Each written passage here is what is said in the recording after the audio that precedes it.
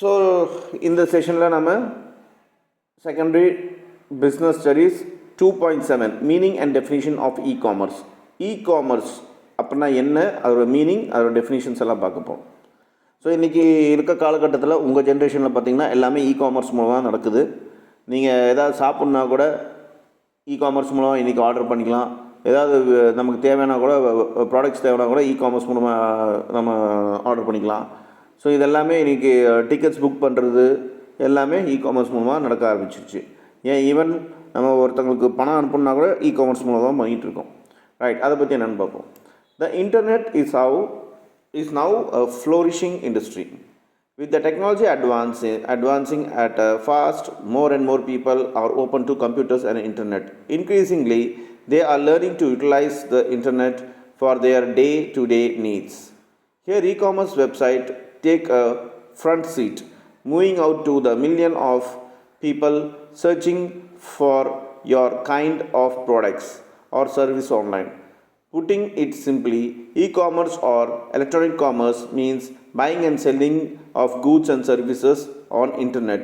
Before making any decision in business, it is worth taking into consideration the benefits the company would reap on implementation of a new strategy of e-commerce. So, the first and foremost things that you need to know is whether your kind of business needs a e-commerce features enable website. என்ன சொல்கிறாங்கன்னா, இன்றைக்கி எல்லாமே internet மூலமாக தான் நடக்க ஆரம்பிச்சிருச்சு. So எந்த ஒரு விஷயம்னாலும் நம்ம பொருள் வாங்கணுன்னாலும் விற்கணுன்னாலும் நம்ம இன்டர்நெட் மூலமாக இன்றைக்கி பண்ண ஆரம்பிச்சிட்டோம். இந்த இம்ப்ளிமெண்டேஷன், இந்த புது ஸ்ட்ராட்டஜி நல்லபடியாக ஒரு ரெஸ்பான்ஸ் வந்திருக்கு மக்களிடையே வேர்ல்டு வைடில்.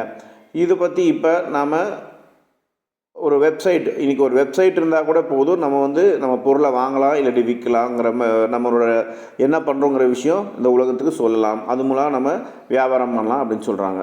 ஸோ இப்போ இந்த அடுத்தது பார்த்திங்கனாக்கா ட்ரெடிஷ்னல் பிஸ்னஸ்க்கும் இந்த பிஸ்னஸ்க்கும் என்ன டிஃப்ரென்ஸ் இருக்குதுன்னு அவங்க சொல்கிறாங்க. வாங்க அது பார்ப்போம். ட்ரெடிஷ்னல் பிஸ்னஸ்னாக்கா ஒரு கடை வச்சு அந்த வேலைக்கு ஆள் வச்சு அந்த நம்ம பொருட்கள் என்ன பொருளை விற்கிறோமோ அந்த பொருளெலாம் வாங்கி வச்சு ஸ்டாக் வாங்கி வச்சு இந்த மாதிரி விஷயங்கள்லாம் பண்ணுறது ட்ரெடிஷ்னல் பிஸ்னஸ். அதே பிஸ்னஸ்னாக்கா இன்றைக்கி ஆன்லைனில் நிறைய வெப்சைட்டில் நம்ம பர்ச்சேஸ் பண்ணுறோம், அதோட செல்லர்ஸும் அதெல்லாம் செல் பண்ணுறாங்க. இதுக்கெல்லாம் கடையெல்லாம் எதுவும் தேவை கிடையாது. ஸோ இது பிஸ்னஸ். ரெண்டுத்துக்கு என்ன வித்தியாசம் அப்படின்னு பார்ப்போம். ஃபஸ்ட்டு டிஃப்ரென்ஸ், பேசிஸ் இன் டிஃப்ரென்ஸ், தென் ட்ரெடிஷ்னல் பிஸ்னஸ், பிஸ்னஸ். ஃபஸ்ட் என்ன, ஃபார்மேஷன். இந்த பிஸ்னஸ் ஆரம்பிக்கிறதுக்கு, ட்ரெடிஷ்னல் பிஸ்னஸ் ஆரம்பிக்கிறது ரொம்ப கஷ்டம். ஏன்னா நிறைய பணம் தேவைப்படும், அதுக்கு உண்டான இடம் தேவைப்படும், கரெக்டான இடம் வேணும், அதுக்கு ஆளுங்களுக்காக வேலைக்கு அப்பாயிண்ட் பண்ணணும், அவங்களுக்கு சம்பளம் கொடுக்கணும், இந்த மாதிரி நிறைய டிஃபிகல்ட்டிஸ் இருக்குது. பர்மிஷன்ஸ்லாம் வாங்கணும் இந்த மாதிரி. அதே பிஸ்னஸ் ஈஸி. இந்த மாதிரி பிரச்சனைகள்லாம் பிஸ்னஸில் கிடையாது. Second, physical presence.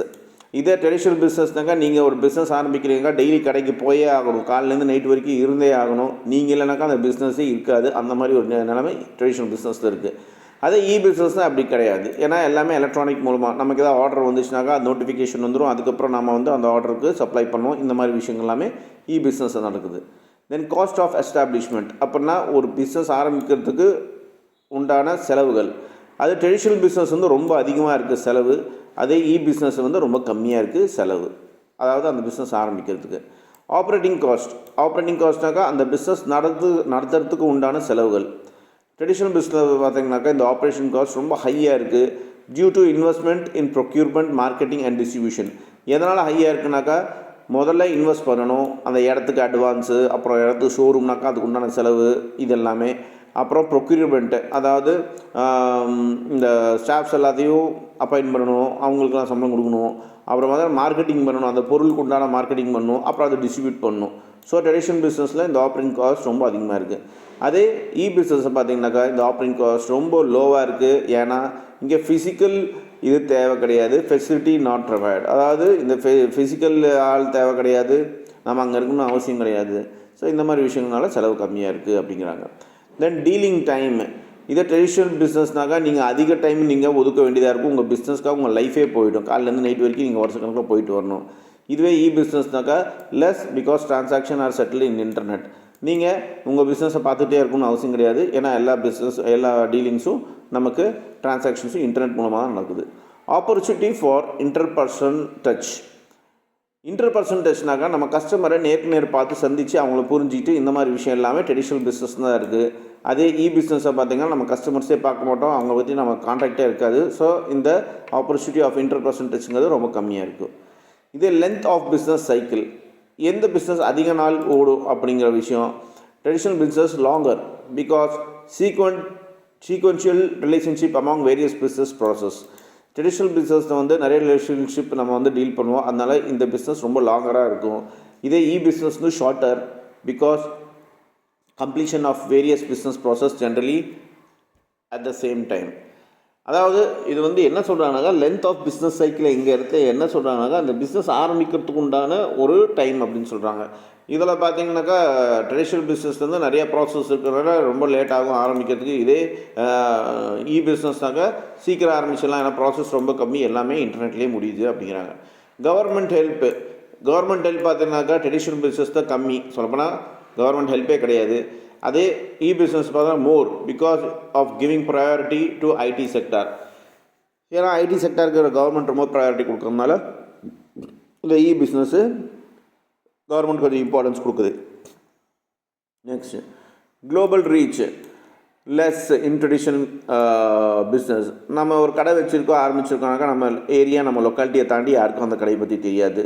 அதே நம்ம இன்டர்நெட்டில் ஒரு பிஸ்னஸ் ஆரம்பிக்கணும்னாக்கா உலக லெவலில் யார் வேணாலும் இன்டர்நெட்டில் ஓப்பன் பண்ணுறவங்க அதை பார்த்துக்கலாம். ஸோ ரீச் வந்து குளோபல் லெவலில் இருக்கும் அப்படின்னு சொல்கிறாங்க. So these are the difference between traditional media and business, that is electronic business. Sorry, traditional மீடியான்னு சொல்லிட்டேன். Traditional business and electronic business.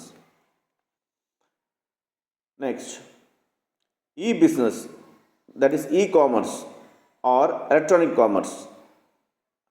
A subset of e-business is the purchasing, selling and exchanging of goods and services over computer network such as internet, through which transaction or terms of sale are performed electronically. In practice, this term and a newer term e-business are often used interchangeably. For online retail selling, the term e-tailing is sometimes used. இப்போ இந்த பிஸ்னஸில் எந்த ஒரு பொருளை வாங்கணுன்னாலோ இல்லை விற்கணுன்னாலோ இல்லை exchange பண்ணாலும், பொருள் மட்டும் இல்லை சர்வீஸ் இருக்கட்டும், இதை வந்து கம்ப்யூட்டரில் ஒரு இன்டர்நெட் கனெக்ஷன் இருந்தாலே இது மூலமாக பண்ண முடியும். இந்த பிஸ்னஸ்ஸு இதுக்கு ஒரு நியூ டேர்முன்னு சொல்கிறாங்க, என்னன்னாக்கா டெய்லிங் அப்படின்னு சொல்கிறாங்க. ஃபார் எக்ஸாம்பிள் ரீட்டெயில்னு கேள்விப்பட்டிருப்பீங்க, இது வந்து டெய்லிங். ஈனா எலக்ட்ரானிக்னு அர்த்தம். Electronic commerce is conduct of financial transaction by electronic means which has huge success of commerce on the internet. E-commerce usually refers to shopping at online stores on the World Wide Web, also known as e-commerce websites. E-commerce can be broken into 4 main categories: B2B, B2C, C2B and C2C. இங்கே என்ன சொல்கிறாங்கன்னா, இந்த electronic commerce, அதாவது காமர்ஸோட எல்லா டிரான்சாக்ஷனும் electronic மூலமாக தான் நடக்குது. இன்னொன்று, இந்த எலக்ட்ரானிக் காமர்ஸ், அந்த காமர்ஸு எது மூலமாக நடக்குதுன்னா ஆன்லைன் ஸ்டோர்ஸ். இந்த ஆன்லைன் ஸ்டோர்ஸுக்கு வந்து ஒரு வெப்சைட் இருக்கும். வெப்சைட்டுக்கு முன்னாடிலாம் பார்த்தீங்கன்னா நீங்கள் www டைப் படிக்கணும். அந்த wwwக்கு என்ன அர்த்தம்னாக்கா வேர்ல்டு வைடு வெப். இதுதான் இந்த wwwக்கு அர்த்தம். இது நீங்கள் டேட்டா என்ட்ரிலையோ இல்லை பேசிக் கம்ப்யூட்டர்ஸ்லையோ அந்த சப்ஜெக்ட்ஸ் தான் படிப்பீங்க. இந்த காமர்ஸ் பார்த்தீங்கன்னாக்கா 4 பிரிக்கிறாங்க. ஒன்று B2B, B2C, C2B and C2C. இந்த B2B எல்லாம் என்ன அப்படின்னா அதுதான் இப்போ ஒன்றா நம்ம பார்க்கலாம். ஃபஸ்ட்டு B2Bனா பிஸ்னஸ் டு பிஸ்னஸ். அது என்ன பிஸ்னஸ் டு பிஸ்னஸ் பார்ப்போம். Companies doing business with each other, such as manufacturers selling to distributors and wholesalers selling to retailers. Pricing is based on the quantity of the orders and it's often negotiable. So இப்போ நீங்கள் ஒரு factory வச்சுருக்கீங்க, அந்த factory வச்சு அந்த ஒரு ப்ராடக்டை நீங்கள் மேனுஃபேக்சர் பண்ணிட்டீங்கனாக்கா அது நீங்கள் விற்றாகணும். விற்கிறதுக்கு உங்களுக்கு ஒன்று ஹோல்சேலர் வேணும், இல்லாட்டி உங்களுக்கு ஒரு டிஸ்ட்ரிபியூட்டர் வேணும். இந்த நீங்கள் இந்த ஹோல்சேலருக்கோ இல்லை டிஸ்ட்ரிபியூட்டருக்கோ விற்கிறீங்கனாக்கா இது B2B பிஸ்னஸ்ன்னு அர்த்தம். அவங்க என்ன பண்ணுவாங்க, ரீட்டைலருக்கு கொஞ்சம் அதிகமாக இதில் வந்து காசு வேரியேஷன் வரும், குவான்டிட்டிக்கு தகுந்த மாதிரி ப்ரைஸும் மாறும். ஸோ இதுதான் B2B பிஸ்னஸ். B2C பிஸ்னஸ் அப்படின்னா business to consumer. Businesses selling to general public typically through catalog utilizing shopping cart software. By dollar volume, B2B takes the price and the consumer do the transaction. இந்த இடத்துல என்ன சொல்கிறாங்கன்னா B2Cல அப்படின்னா business அந்த manufacturer டைரெக்டாக கன்சியூமர்கிட்ட அவங்க ப்ராடக்டை விற்பாங்க. இந்த இடத்துல என்ன ஆகுனாக்கா அவங்க ஒரு கேட்லாக் வச்சுருப்பாங்க. யார், அந்த மேனுஃபேக்சர் ஒரு கேட்லாக் வச்சுருப்பாங்க. அந்த கேட்லாகை யூஸ் பண்ணி பல்காக வந்து கன்சியூமர்ஸ் வாங்கிக்கணும். அதுதான் பல்காக வாங்கும்போது அவங்களுக்கு விலை கம்மியாகவே கிடைக்கும். ரீட்டைல் காஸ்ட்டோட இந்த காஸ்ட்டு கம்மியாகவே இருக்கும். இப்போ கீழே டைப்ஸ் ஆஃப் காமர்ஸ்னு ஒரு பாக்ஸ் கொடுத்துருக்காங்க, அது என்னென்னு பார்ப்போம். Business B2B B2C, customers C2B C2C. So business பார்த்திங்கனாக்கா B2B பிஸ்னஸ்க்கு கஸ்டமர்ஸ் யாருன்னா C2B, B2C பிஸ்னஸ்க்கு கஸ்டமர்ஸ் யாருன்னா C2C. அது என்னென்னு பார்ப்போம். இப்போ C2B அதாவது customers service consumers to business. A consumer posts his project with a set budget online and within our companies review the consumer's requirement and bid on the project. The consumer reviews the bids and selects the company that will complete the project. C2B empowers consumers around the world by providing a meeting ground of platform for such transaction. இந்த இடத்துல என்ன ஆகுனாக்கா consumer வந்து அவனுக்கு தேவையான ஒரு ப்ராஜெக்டை வந்து தேவையான பட்ஜெட்டில் வந்து ஆன்லைனில் இது போட்டுருவாங்க, போஸ்ட் பண்ணிவிடுவாங்க. அதை பார்த்துட்டு கம்பெனிஸ் எல்லாம் பார்த்துட்டு நாங்கள் இந்த ப்ராஜெக்டை பண்ணுறோன்ட்டு அவங்க ஒத்துப்பாங்க. அதுக்கப்புறம் இவங்களுக்கு ஒரு டீல் நடக்கும், அந்த ப்ராஜெக்ட்லாம் நடக்கும். இதுக்கு பேர் தான் C2B, consumer to business. Next, consumer to consumer. There are many sites offering free classifieds, auctions and forums where individuals can buy and sell things to online payment system like Paybill, where people can send and receive the online with ease. Money online with ease. eBay's auction service is great example for where person to person transaction take place every day since 1995. Companies using internal network to offer their employees products and service online, not necessarily online on the web, are engaging in B2E, that is business to employee e-commerce.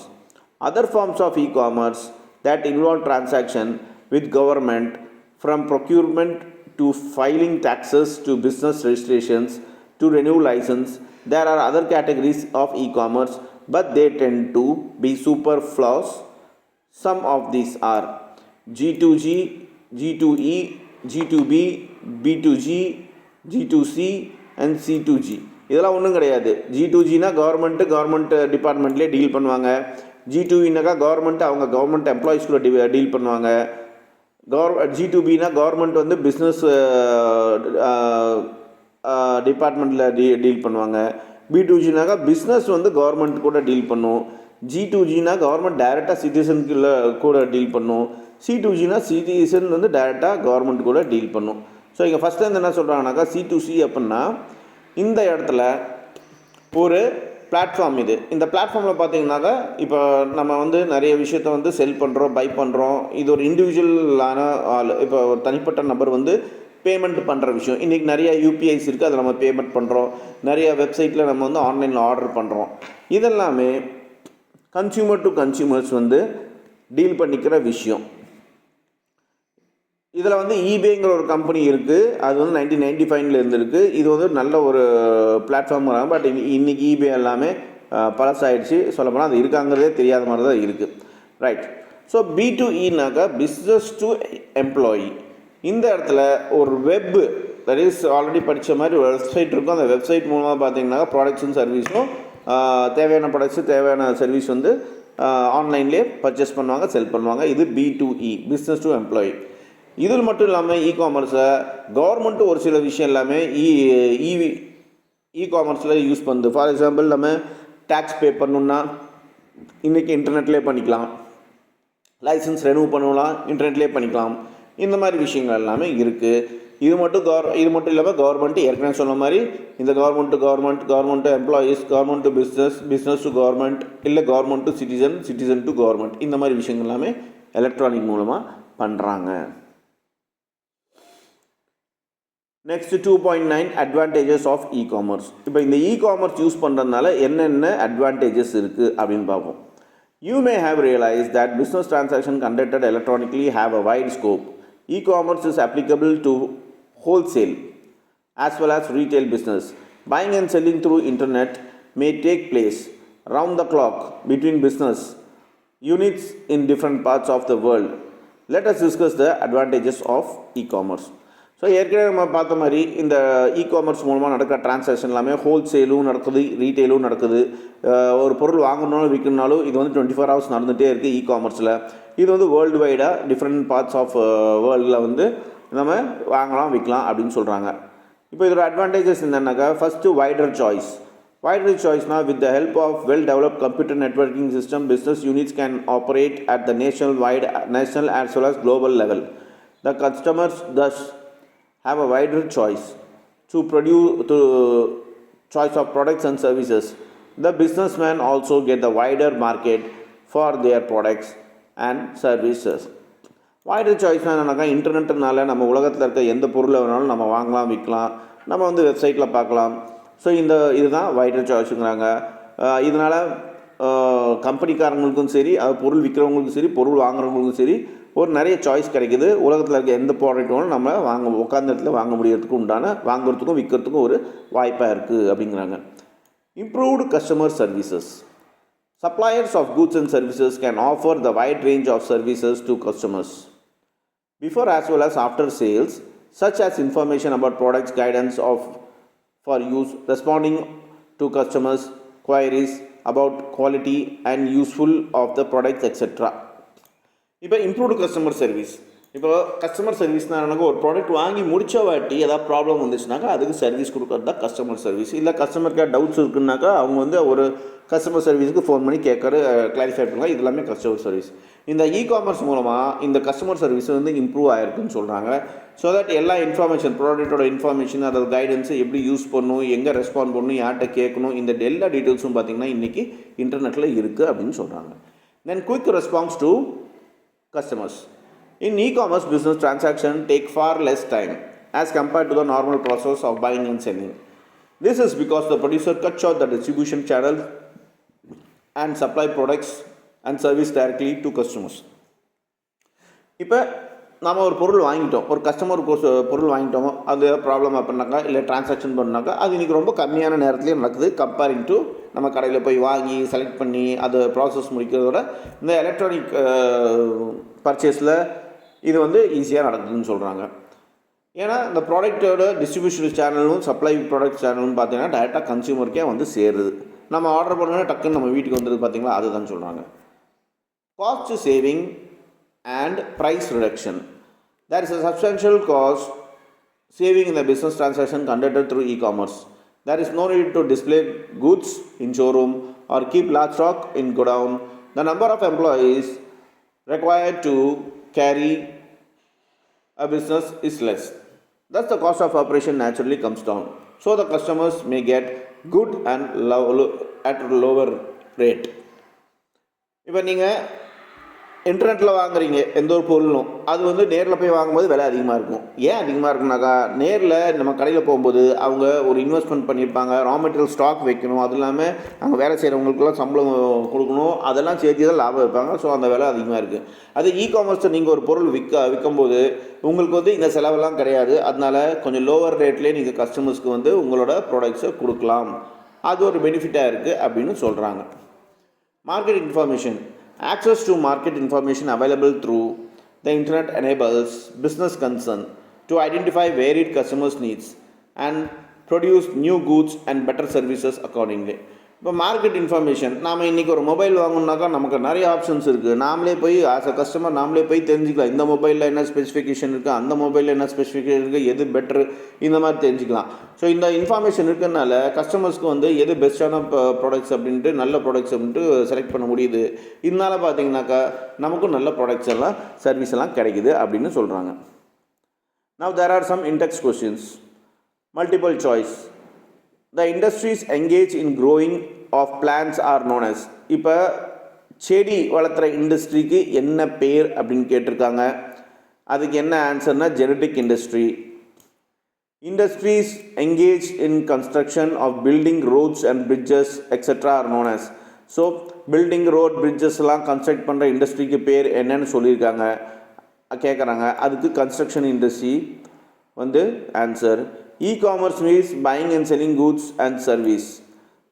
இதுக்கு என்ன அப்படின்னு கேட்குறாங்க. இன்பர்சனாக இல்லை எலக்ட்ரானிக்கலாக இல்லை எப்படி வாங்குகிறோம் அப்படின்னு பார்த்தோம்னாக்கா எலக்ட்ரானிக்கலி. ஸோ எலக்ட்ரானிக் இருந்தால் தான் நம்மளால் இதெல்லாமே ஆன்லைனில் வாங்க முடியும். Aid to trade includes. இப்போ எய்டு ட்ரேடுக்கு வந்து எது எய்டு அப்படின்னு சொல்லியிருக்காங்க.